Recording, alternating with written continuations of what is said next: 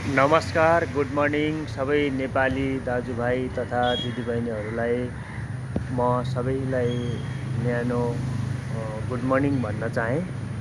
र म आज अलिकति अस्तिको त्यो घटना जुन हाम्रो यो गणेश नेपाली भाइको घटनाबारे थोरै केही जिज्ञासा आफूलाई लागेका कुराहरू केही गर्न मन लाग्यो। र गणेश नेपाली भाइलाई आफ्नो परिवार पाल्नको लागि दुःख गर्दै आफ्नो जे छ जेथा जे जसरी आफ्नो परिवारलाई जहाँ जसरी राख्नुभएको थियो, जसरी चाहिँ पालन पोषण गरिराख्नु भएको थियो, त्यसमा अब उहाँले राज्यका कुनै नियम कानुनहरू उल्लङ्घन गर्नुभयो र सडकमा मोटरसाइकल चलाएर हिँड्दाखेरि उहाँले कुनै नियमको चाहिँ उल्लङ्घन गर्नुभयो, नियमको पालना भएन भन्ने तरिकाले चाहिँ उहाँलाई जुन किसिमको यो स्थानीय सरकार भनौँ, यो नगरपालिकाबाट चाहिँ खटिएको टोलीले अब सधैँ गरिरहे अनुसारै आफ्नो निरन्तर काम कारबाही गर्ने क्रममा जस्तै हाम्रो गणेश नेपाली भाइ पनि पर्नुभएछ।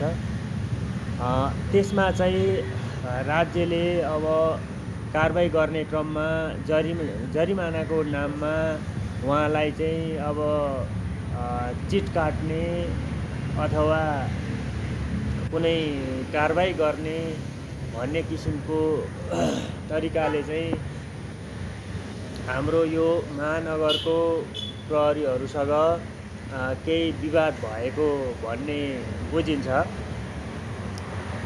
र त्यसमा महानगर प्रहरीले चाहिँ कारबाही गर्ने क्रममा अब उहाँको मोटरसाइकलमा व्हिल लक लगाइदियो भन्ने कुराहरू पनि आइरहेका छन्। कतिसम्म सत्य हो आफ्नो आँखाले त अब त्यहीँ गएर त फिल्मै त मैले पनि देखेको छैन। तपाईँ हामीले बाहिर यस्तै मिडियाहरूबाट अथवा चाहिँ फोटो भिडियोहरूबाट देखेको सुनेको कुराहरू हो। यसमा चाहिँ अब त्यसरी भाइले पनि यस्तो किसिमको निर्णय अलिकति यति चाँडै यस्तो निर्णय नगरिदिनु भएको भए हामी सबैलाई राम्रो पनि हुने थियो र उहाँलाई पनि राम्रो हुने थियो। ठिक छ, जे गर्नुभयो उहाँले अब त्यस्तो किसिमको निर्णय गर्नुभयो। गर्दाखेरि महानगरले पनि कारबाही गर्ने क्रममा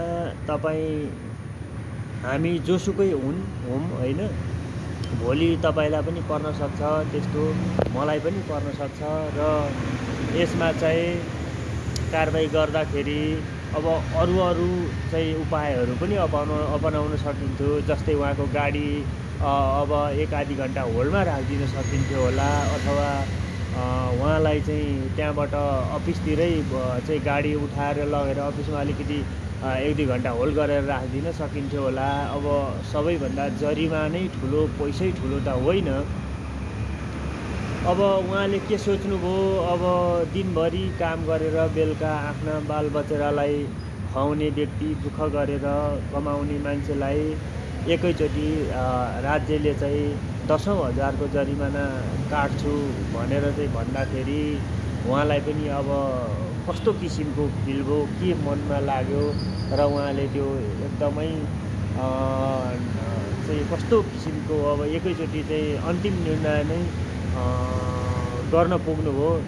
उहाँले अब त्यति नगर्नु भएको पनि अब कुनै सुनाइ हुन्थ्यो होला, कुनै राज्य संयन्त्रहरू थियो होला, गएर चाहिँ सम्बन्धित निकायमा मलाई यस्तो पर्यो, यस्तो पीडा पर्यो भनेर भन्नुभएको भए पनि केही कुराहरू समाधान पनि हुन्थ्यो होला।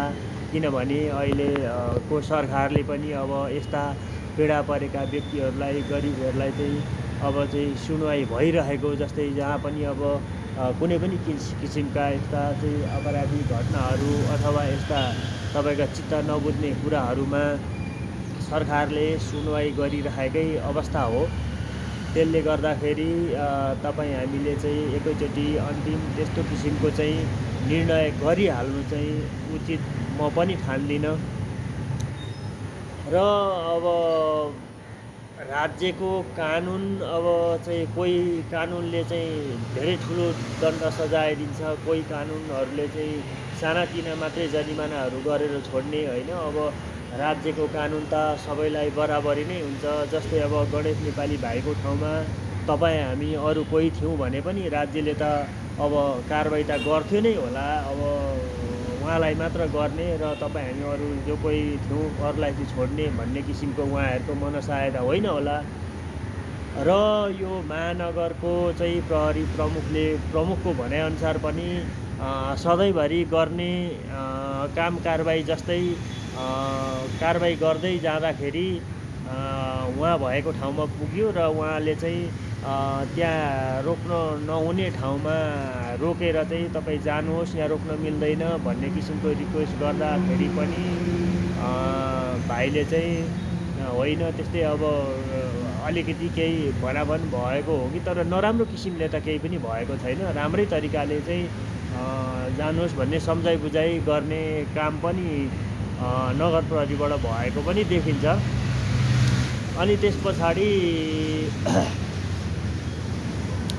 त्यो सधैँका जसरी कारबाही गर्ने क्रममै रहेको र उहाँलाई छुट्टै किसिमको कुनै तरिकाले चाहिँ कारबाही गर्न चाहिँ नखोजिएको भन्ने बुझिन्छ महानगर प्रमुखबाट पनि। सधैँभरिकै अब रेगुलर चेकिङ अब चाहिँ आफ्नो काम कारबाहीहरू गर्दै जाँदाखेरि उहाँसँग यस्तो भएको भन्ने अब अरू कुनै दुश्मनी हिसाबले कुनै कसैको केही तरिकाले काहीँ कसैको रिपोर्ट रापोर्टको हिसाबले भएको यो कुरा होइन भन्ने किसिमको प्रतिक्रिया पनि आइरहेछ। र जे हुनु अब भइहाल्यो। अब चाहिँ राज्यले गर्नुपर्ने सम्पूर्ण कुराहरू उहाँले अब अन्तिम निर्णय लिनुभयो, जे हुनु भयो। अब भइसकेपछि त अब अहिलेको राज्यले चाहिँ गर्नुपर्ने सम्पूर्ण सहयोगहरू र उहाँलाई क्षतिपूर्तिका कुराहरू, उहाँका परिवारका हेरविचारका कुराहरू, बालबच्चाका कुराहरू र यसमा सम्पूर्ण कुराहरू समेटिएर आउँछन्। र हाम्रो गृहमन्त्रीज्यूले पनि उहाँ चाहिँ वीर हस्पिटल लगेदेखि नै एकदम त्यसको फलोअपमा लागिरहनु भएको सक्दो प्रयास राज्य संयन्त्रका चाहिँ सम्पूर्ण चाहिँ डक्टरका टिमहरू हरेक किसिमका चाहिँ राज्य संयन्त्रमा जति पनि चाहिँ उपचारको लागि गर्न सक्ने खुबी भएका डाक्टर साहबहरू हुनुहुन्छ र राज्य संयन्त्रहरू छन्, उहाँहरू सबैजना लागेर उहाँलाई बचाउनलाई हदैसम्मको प्रयास त भएकै हो। तर अब भएको हामीले देखिन्छ भनौँ न होइन। अब देखिरहेको छ र राज्यले गर्नुपर्ने दायित्व गरिरहेको थियो र उहाँलाई चाहिँ यहाँ अब नेपालमा चाहिँ वीर हस्पिटलले चाहिँ उहाँको चाहिँ ट्रिटमेन्ट गर्न नसक्ने अवस्था भएपछि इन्डिया पठाउने कुरा पनि भएर एयरपोर्टसम्मको तयारी जम्मै एम्बुलेन्स उता चाहिँ प्लेनको टिकटदेखि लिएर सबै तयारी भएको भन्ने कुरा पनि बुझिन आयो। यो कहाँसम्म सत्य हो, जहाँसम्म सत्य नै हुनुपर्छ जस्तो मलाई लाग्छ। यति भइसकेपछि अनि उहाँलाई चाहिँ बचाउने हर प्रयास गर्दै पनि राज्य संयन्त्र सारा लाग्दा पनि अब उहाँलाई चाहिँ बचाउन सकिएन। यो एकदम दुःखद घडी हो। यो एकदम दुःख लागेको छ मलाई पनि। सबै चाहिँ नेपाली जनताले चाहिँ यसको दुःख व्यक्त गर्नुभएको छ। सो कारणले गर्दाखेरि हामी नेपाली जनता सबैजनाले आफ्नो विचार, आफ्नो चाहिँ तपाईँको ठाउँबाट विचार धारणा, राम्रो सोच एकदम चाहिँ परिवर्तनशील भएर पहिला जे थियौँ जस्तो थियौँ त्यो सोचलाई अब परिवर्तन गर्दै यो सरकारको संयन्त्रलाई चाहिँ सहयोग गर्दै सबै हामी दाजुभाइ तथा दिदीबहिनीहरूले अहिलेको नयाँ सरकारलाई सहयोग गर्दै अगाडि बढ्नु हुन्छ भन्ने म एकदमै दृढ विश्वासमा छु। र यसमा तपाईँको चाहिँ जुन घटना घटिसकेपछि त्यसमा राजनीतिकरण गर्ने, घटनालाई चाहिँ को विषयलाई लिएर चाहिँ राजनीति गर्ने कुनै पनि तरिकाले यो किसिमको चाहिँ सोच विचार भयो भने घटना त घटिसक्यो, अब त्यसैलाई लिएर चाहिँ फेरि अर्को चाहिँ विद्रोहका कुराहरू गर्ने, त्यस्ता किसिमका चाहिँ गर्ने, त्यसलाई चाहिँ कसरी हुन्छ तपाईँको चाहिँ त्यसको क्षतिपूर्ति दिलाउने र चाहिँ त्यसको चाहिँ तपाईँको परिवारलाई चाहिँ हेरविचार गर्ने त्यो राज्यको कुरा हो। राज्यले त्यो सबै कुरा गर्ने नै भन्ने कुरा आइरहेको छ। गर्छ नै, राज्यले गर्नुपर्छ, राज्यको त्यो दायित्व हो। र अहिले चाहिँ जति पनि सामाजिक सञ्जालहरूमा सरकार विरोधी कुराहरू आइरहेका छन्। जबसम्म हामी आफ्नो मनैदेखि चाहिँ तपाईँको चाहिँ सरकारलाई सपोर्ट गरेर सहयोग गर्न तत्पर भएर आउँदैनौँ र विरोध मात्रै गरिरहन्छौँ, विकास भएन भन्छौँ, यहाँ भएन त्यहाँ भएन, यस्ता किसिमका चाहिँ एकदम दोषारोपणहरू गरिरहन्छौँ, तपाईँ हाम्रो कहिले पनि भलो हुँदैन। यस्ता किसिमले चाहिँ हामी नकारात्मक सोचतिर कहिले पनि नजाउँ, सकारात्मक सोच लिएर हिँडौँ। सबैको राम्रो होस्, भलो होस्। नेपालमा विकास भएन भन्छौँ, विकास भइरहेको छ। विकास यही नै हो, यसरी नै हुन्छ, गति बिस्तारै हुने हो सबै कुरा।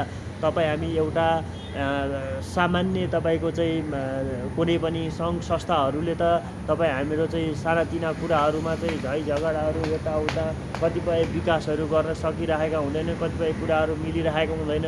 यो त यत्रो तपाईँको चाहिँ राज्य संयन्त्र, राज्य चलाउने कुरा हो।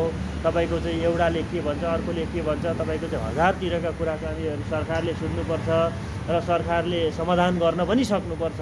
त्यो त सरकार हो। र त्यसको लागि हामी सबै एक भएर लागौँ, जुटौँ र नेपाल सरकारलाई सबैले सहयोग गरौँ। यस्ता परिघटनाहरू अबदेखि आइन्दा कहिले पनि नहुन् भन्दै यो अस्तिको घटनालाई घटनाबारे एकदम दुःख व्यक्त गर्दै म मेरा केही भनाइहरू, मेरा विचारहरू यहीँ अन्त्य गर्न चाहन्छु। हस्त, जय नेपाल, धन्यवाद।